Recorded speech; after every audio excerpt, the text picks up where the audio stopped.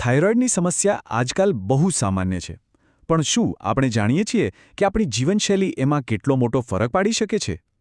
તો આજે આપણે એ જ સમજવાના છીએ કે હાઇપોથાઇરોઇડિઝમને નેચરલી કેવી રીતે મેનેજ કરી શકાય. ચલો શરૂ કરીએ. તો સૌથી મોટો સવાલ એ જ છે કે શું ખરેખર આપણે કુદરતી રીતે એટલે કે લાઇફસ્ટાઇલથી થાઇરોઇડને કંટ્રોલ કરી શકીએ? અને જવાબ છે હા, અમુક હદ સુધી બિલકુલ કરી શકીએ. ચાલો આપણે એ જોઈએ કે આપણો ખોરાક અને આપણી કસરત આમાં શું કમાલ કરી શકે છે. ચાલો શરૂઆત કરીએ એવી વસ્તુઓથી જે આપણા થાઇરોઇડના પાક્કા દોસ્ત છે.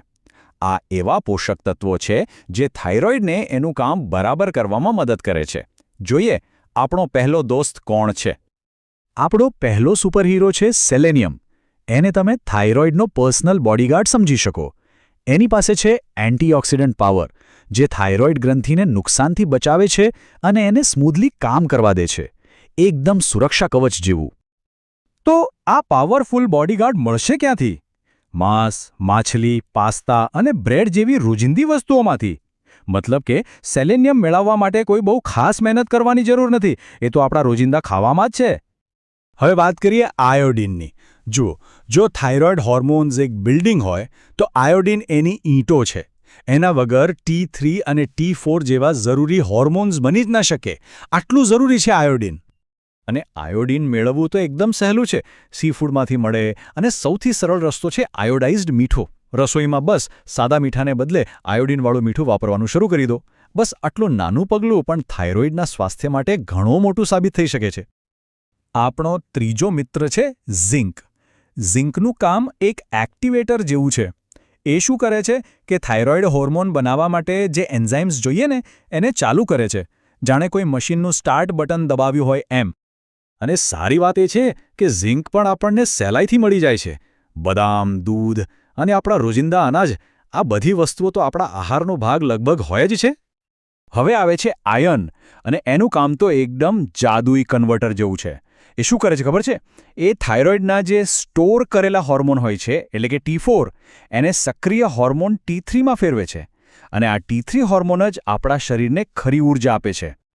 અને આ જાદુઈ કન્વર્ઝન માટે આયર્ન ક્યાંથી મળશે?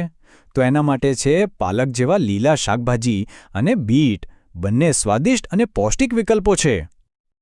આપણા મિત્રોની લિસ્ટમાં છેલ્લું પણ બહુ જ અગત્યનું નામ છે મેગ્નેશિયમનું. એનું કામ છે એક રક્ષક જેવું. એ આપણને હાશીમોટોસ જેવા ઓટોઇમ્યુન રોગોથી બચાવવામાં મદદ કરી શકે છે. હવે ઓટોઇમ્યુન એટલે શું? એટલે એવી સ્થિતિ જેમાં આપણું શરીર જ ભૂલથી થાઇરોઇડ પર હુમલો કરવા લાગે. મેગ્નેશિયમ માટે આપણે બદામ, કઠોળ, આખા અનાજ અને લીલા શાકભાજી પર ભરોસો કરી શકીએ છીએ. તમે જોયું? એક સારો બેલેન્સ્ડ ડાયટ આ બધા જ જરૂરી તત્વો પૂરા પાડી શકે છે. સારું, આપણે એ તો જાણી લીધું કે શું ખાવું જોઈએ. પણ હવે એ જાણવું પણ એટલું જ જરૂરી છે કે કઈ બાબતોનું ધ્યાન રાખવું. આનો મતલબ એ નથી કે આ વસ્તુઓ ખરાબ છે, પણ એના વિશે થોડી સાવચેતી રાખવી જરૂરી છે. અમુક શાકભાજી છે જેમ કે શલગમ, ફુલાવર, કોબી અને સોયા પ્રોડક્ટ્સ. જો આ બધું વધુ પ્રમાણમાં લેવાય તો એ થાઇરોઇડના કામમાં થોડી દખલ કરી શકે છે. એનો અર્થ એ નથી કે એને ખાવાનું જ બંધ કરી દેવું, પણ એનું પ્રમાણ જાળવવું જરૂરી છે. ખોરાક સિવાય અમુક સપ્લિમેન્ટ્સ પણ સમસ્યા કરી શકે છે. એ શું કરે છે કે થાઇરોઇડની દવાની અસરને ઘટાડી શકે છે.